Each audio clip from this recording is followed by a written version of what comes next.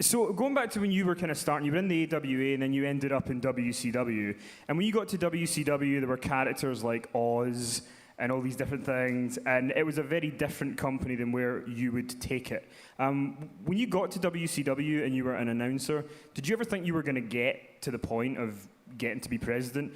And what was that change like from the perception of everybody else there as you rose up in the ranks? It's a great question. I'll answer it first, and then I'll kind of tell the backstory. Absolutely not. I had no aspirations to do anything in WCW other than the job I was hired for, which was really to be the backup to the backup to the backup of the announce team. I was there to do all the work that nobody else had time to do, because there was, there were 5 or 6 shows that they were producing, and it was really a ton of work, as you can imagine. And my job was just to come in and back cleanup, as they say in the States. And I was so grateful for that job because, quite honestly and candidly in front of all of you, I was dead broke. I had 2 young kids that were, under 4 years old. I was facing bankruptcy.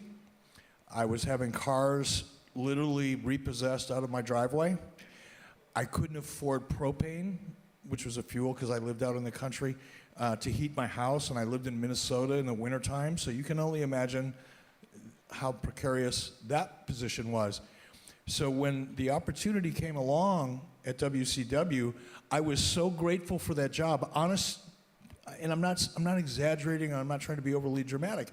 I would have taken out the garbage if that was the job that I was offered, because I was desperate.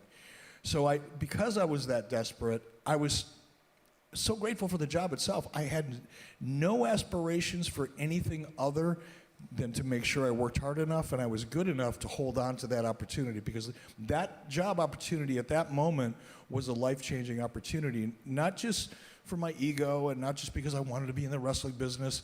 It was a life-changing opportunity for my children, and that was it. But it's so important that when you look at where the wrestling industry was and you look at where it is, you also have to look at the business side contextually of that evolution.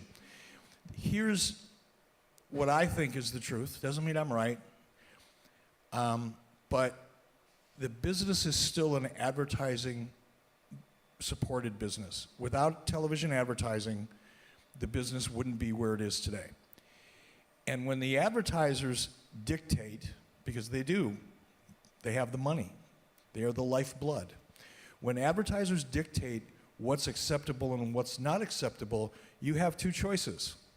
You can either fight it and lose, or you can adapt and survive.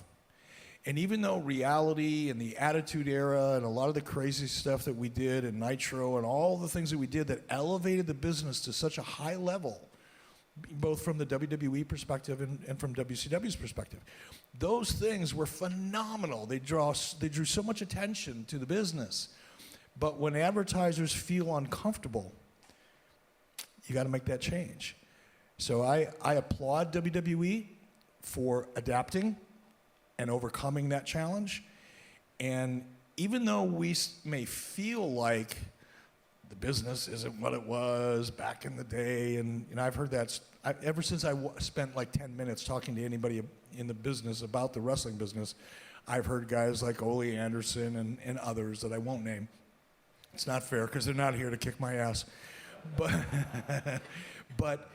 I've heard that, it's not like it used to be. But we all feel that way. Just be grateful that we have the business. Be grateful that, guys like Kenny and all the independents that are out there now, they're all here today largely because of the WWE and because of the success that WWE has provided. And even though you may sometimes not like that product or feel like it's hitting your particular nerve the way you want it to be hit, but at the same time, it's providing an opportunity for people who want an alternative to the PG style, and you should be grateful for that. And I don't mean to lecture you, but if you step back and look at it in the big picture, it's a wonderful thing. Otherwise, honestly, I wouldn't be sitting in this chair right now.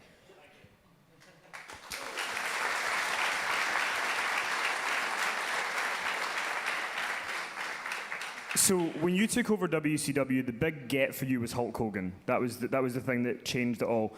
But before you got Hulk Hogan, he was in WWF. There was the steroid trials, all these things that went on. You know, he largely wasn't as successful with them as he had been before. What was it that made you think that even though he'd maybe not been as successful as he once was, you could take him and put him in a situation that would make it successful for WCW? You know, the truth is, when I took over WCW, and it didn't happen all at once. It wasn't like somebody came in and said, okay, here's the keys to WCW, make it work. And oh, by the way, you know, here's $1 billion, go spend all the money you want. That actually didn't happen, even though that's kind of the narrative that's out there. It was a progressive, slow process. And when I took over WCW, when I actually had real control, because even that didn't happen immediately. Initially I was in charge of the production side of WCW. I controlled what went on in terms of physically producing the show, but I had no control over the wrestling side of things. I didn't hire wrestlers, I didn't fire wrestlers. That's not how it started. Eventually it became that way after I had some success. But when I first took over WCW, to your point, it was a company that they grossed, you know, all the money that came in the door equal to about $24 million, but they were losing $10 million in the process. It's not good math, right? That's what I inherited. And Hulk Hogan became available, in that story, you know, it's a long story, and I'll try to keep it short because we only have a certain amount of time, but, you know, actually it wasn't bringing Hulk Hogan in as the first thing. The first thing that I did was start producing my shows at Disney MGM Studios. And I did that, one, out of necessity, because we couldn't put 350 butts in seats to produce a television show to save our life. We couldn't give the tickets away because everybody before me had given tickets away so often that nobody was prepared to pay for them. Plus, the product sucked. You know, I'll make a quick analogy just so you understand the context. It's like going to a bar and sitting down and having a beer and having some good-looking chick come up to you and say, hey, want to have a beer? Go up to the room? Sure. So you have a beer, you go up to the room. Next night you come down, she comes back up again. You want to go up to the room, have a beer? Sure. Let's go have some fun. Third night she comes down, and I say, hey, you ready to have a beer and go up to the room? She says, no, it'll cost you $500. Well, we had a beer and gone up to the room so many different times that when we started to ask people to pay for it, they said, what, are you kidding me? I'm not paying for that. We've been getting it for free. So I had to change that. And the way I changed that was to change the perception. So instead of, you know, wrestling in an empty arena filled with 300 people and half of them were drunk sleeping during the main event, we went to the Disney MGM Studios so that it looked like a more energetic product. And it looked to advertisers like a more sophisticated product that was advertising friendly. Going back to the question this gentleman asked earlier, Hulk Hogan came shortly after that transition.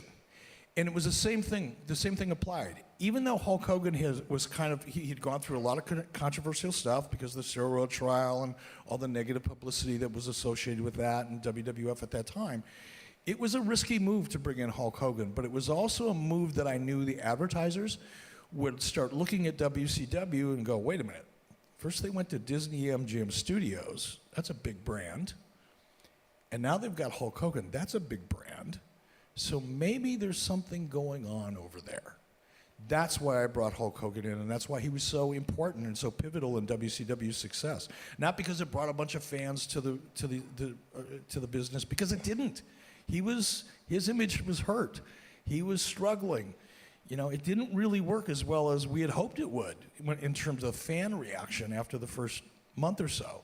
It became difficult and challenging, but it was also strategically or tactically, it was the right move to make.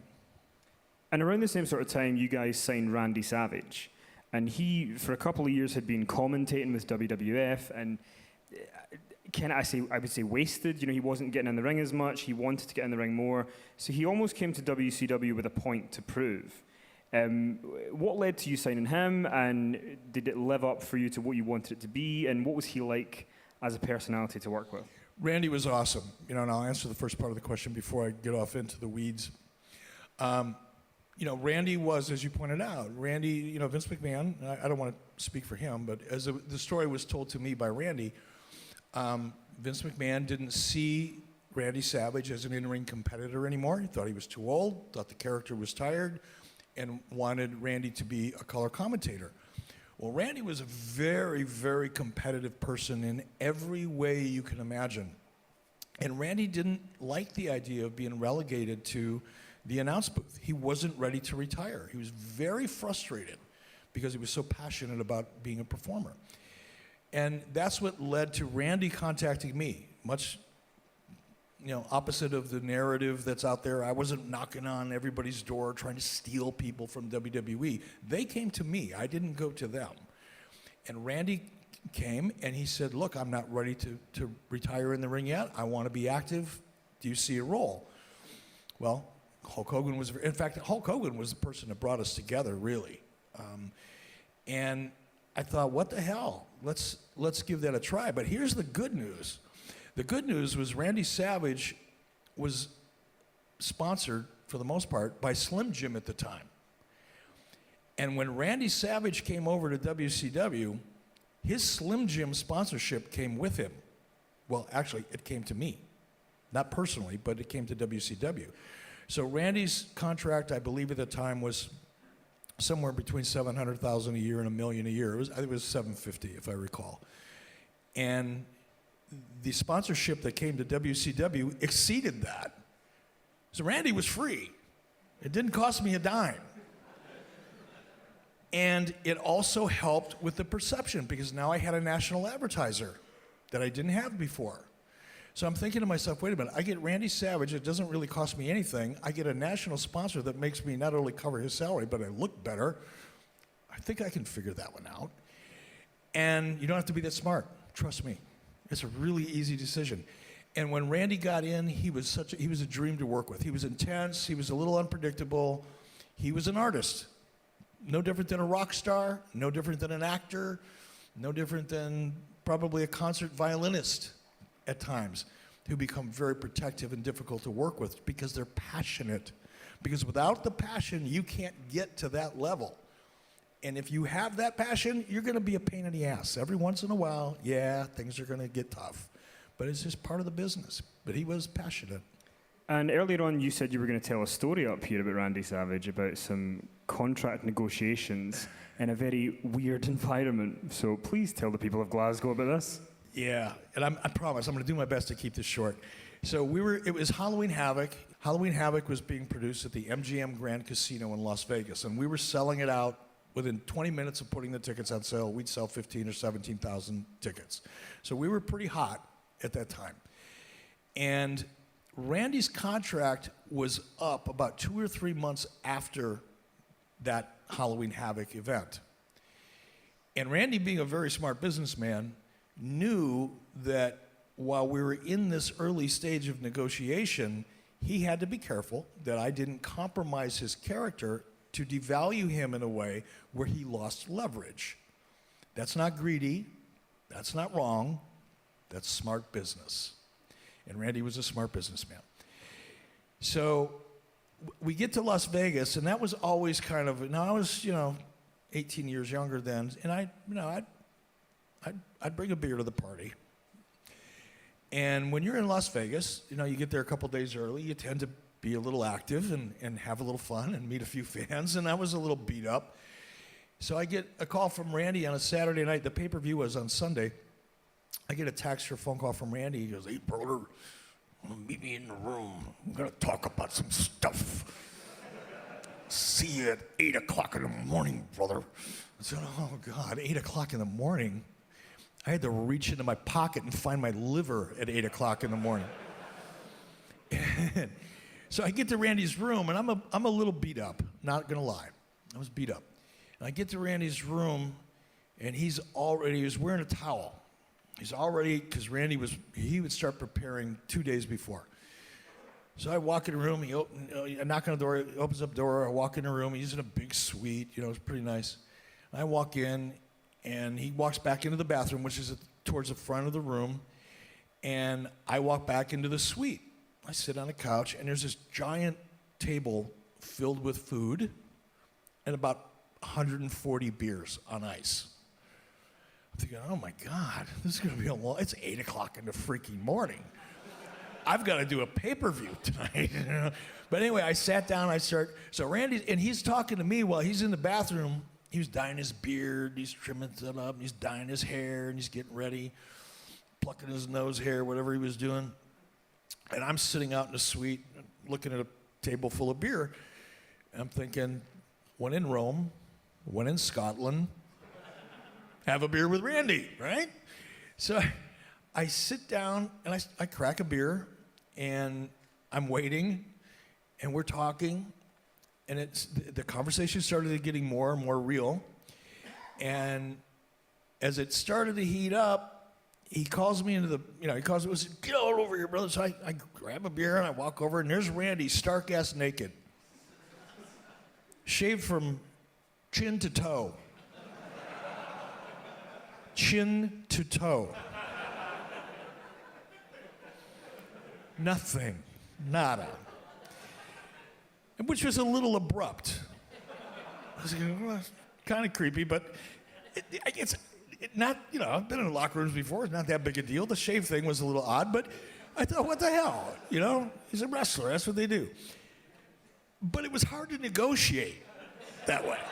It's just tough. But sure, Randy. We can fix that.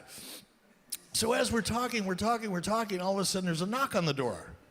Now, I'm kind of caught up in the discussion we're having, and I'm not thinking clearly. And he said, open the door, brother. So I didn't look through the peephole. I just opened the door. And here's room service, bringing in more beer and more food. And again, without thinking, I just went, okay, well, he's got to get in the door, and I'm standing in the way, so I opened up the door, and he just wheeling in the food. Now, here's the guy from room service, pushing a cart. I'm going to do a bad imitation.